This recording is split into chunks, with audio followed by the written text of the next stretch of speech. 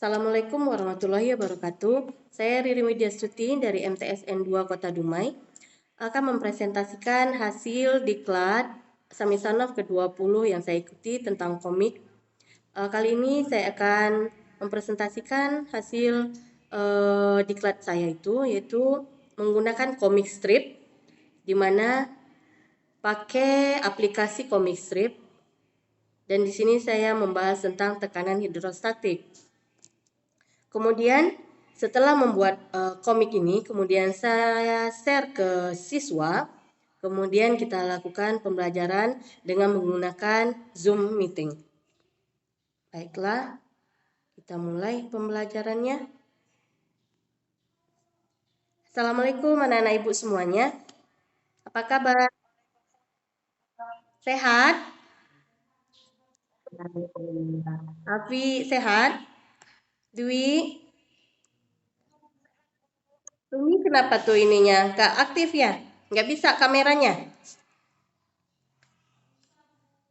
Oke, untuk pembelajaran kali ini kita akan membahas tentang tekanan hidrostatik, ya, tekanan hidrostatik. Di mana kali ini kita akan belajar dengan komik. Ya, mungkin anak-anak ibu udah pernah belajar dengan komik atau membaca komik. Suka baca komik kan? Dwi nih yang suka pasti nih, ya.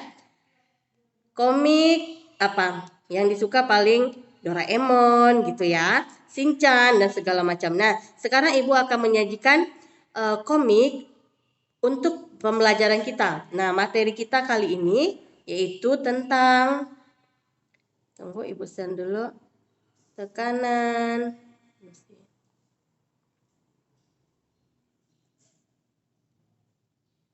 Oke, nampak semua?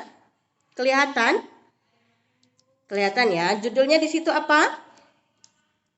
Apa judulnya? Ya, tekanan hidrostatik. Ya, paling besar suaranya Dwi ya. Oke, tekanan hidrostatik. Di sini ada seorang anak kecil. Dia lagi berenang. Dia bertanya, siapa yang suka berenang? Nah, di sini ada anak sekolah, kira-kira seperti kalian sekarang. Nah, dia jawab, aku nggak bisa berenang karena menurutku berenang itu aneh. Nah, dijawab sama kawannya, lah kenapa? Asik padahal. Kemudian ada kawannya satu lagi, jangan takut, katanya. Biar ini, karena berenang itu enak.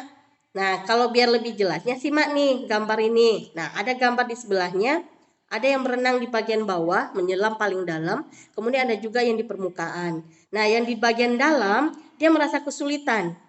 Gue kesulitan nih bro, untuk ini, karena udah kesulitan berenang, karena dia paling dalam. Nah, dijawab kawannya, kenapa? Kayaknya kepalanya rasanya berat, dan juga sakit. Nah, kemudian, di ini, nah, kenapa? Karena paling dalam itu kita akan terasa sakit dan terasa berat karena secara fisika itu karena adanya gaya tekanan hidrostatik yang lebih besar di bagian dalam tempat kita berenang itu, misalnya kolam atau sungai, dibanding dengan permukaan.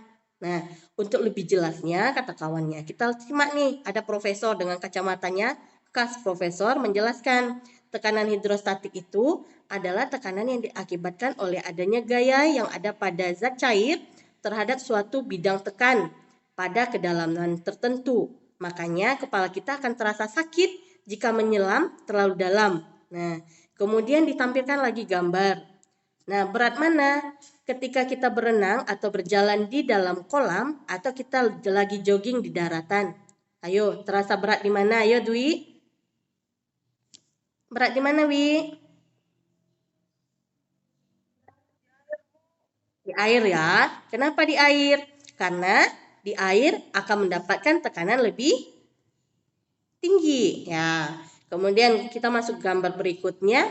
Nah, pantesan ternyata dia baru tahu nih anak ininya, teman-teman kayak teman kalian baru tahu dia kalau ternyata menyelam itu kita terasa sakit atau kepala kita jadi sakit dan berat itu karena ada tekanan hidrostatik. Nah, perhatikan contoh berikut. Kalau misalnya ada botol dilobangin, kemudian diberi lakban, ya, diberi lakban, setelah itu diisi air, ya, ditutup. Nah, kemudian kita isi air, lepaskan lakbannya. Apa yang terjadi? Nah, ternyata yang akan terjadi itu pada titik C yang akan lompatan airnya itu lebih jauh. Itu kenapa? Karena adanya tekanan hidrostatik yang lebih besar. Nah, kemudian ada nih Bapak Wayang, dia ngasih tahu tekanan hidrostatik itu dapat ditulis dengan rumus kimia, dengan rumus fisika berikut. Kurang jelas ya, kenapa? Kurang jelas? Ibu perbesar ya. Nih, pH itu adalah tekanan hidrostatik sama dengan rho dikali G dikali H, di mana rho itu adalah tekanan rho itu adalah massa zat cair, satuannya kilogram per meter kubik. Kemudian G itu percepatan gravitasi, satuannya meter per sekon kuadrat. H itu kedalaman zat cair atau meter. Nah, kemudian lanjut. Contohnya, kita lanjut pada contoh. Ada contoh soal di sini. Ya, nanti silakan kalian lihat. Kemudian di sini ada juga si temannya si Dwi nih kayaknya nih. Ya, iya Wi. Biar lebih paham, lihat nih contoh dalam kehidupan sehari-hari katanya. Nah, di sini ada waduk. Ya, kalian lihat waduk. Di waduk itu paling dasarnya itu lebih tebal dibanding pada permukaannya. Kenapa? Karena untuk menahan tekanan air. Kemudian contoh yang kedua, impuls diletakkan paling tinggi dari tubuh pasiennya. Kenapa? Untuk ini mengatasi supaya gaya gravitasi membantu impuls masuk ke dalam tubuh. Kalau misalnya diletakkan sama rendah dengan tubuh pasien, tentu impulsnya tidak akan masuk ya. Nah, kemudian lanjut pada ini gambar terakhir. Oh, ini udah gambar terakhir. Nah, berarti terakhir udah ya, berarti udah paham. Nah, itulah contoh-contohnya. Berarti bisa dipahami? Bisa dipahami? Bisa ya. Nah, berarti untuk pembelajaran kali ini kita akhiri ya. Kita akhiri. Sampai ketemu lagi minggu depan ya. Siap-siap dengan ini materi berikutnya.